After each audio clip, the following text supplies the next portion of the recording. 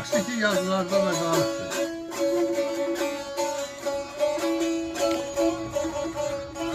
İfa edir Baş Şakirin nəvəsi Babək. Oxuyur Mikail Azaflı'nın oğlu Akif Bey. Koca kartal ne gezirsen bak bak bak bak. Koca kartal ne gezirsen dağlar boynunda boynunda ya boynunda ya boynunda ya boynunda. Güzel ses. Maşallah maşallah. Şimdi sesini olsun. Anda olsun Allah. Neyden bak bütün ses veriyor. Hala gördüm anasının. Bana gördüm anasının. Ağlar koynunda koynunda ya koynunda ya koynunda ya koynunda. Niye gittin kana kana? Kasteyledin şirin kana. Adam Benim kövrəldi. boynum yana yana yana yana yana yana yana yana. Var ol.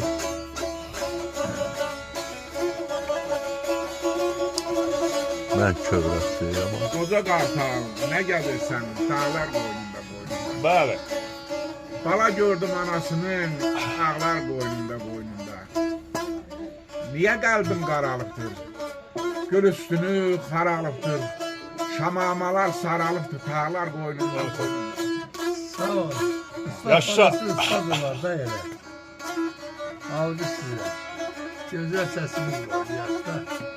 Maşallah. Allah korusun. Mən kövrə. Kazaklı yazdığına gelmez.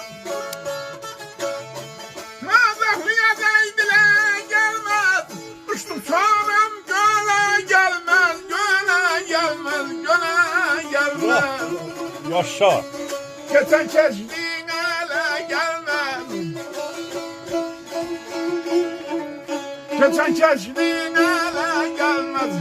Çamlar boynunda boynunda ya boynunda ya boynunda ya boynunda. Ey bir vefa eyle vefa. Ey bir vefa eyle vefa. Arın alim gelin, safa gelin, safa gelin, safa gelin, safa. Yaşa. Sağ ol.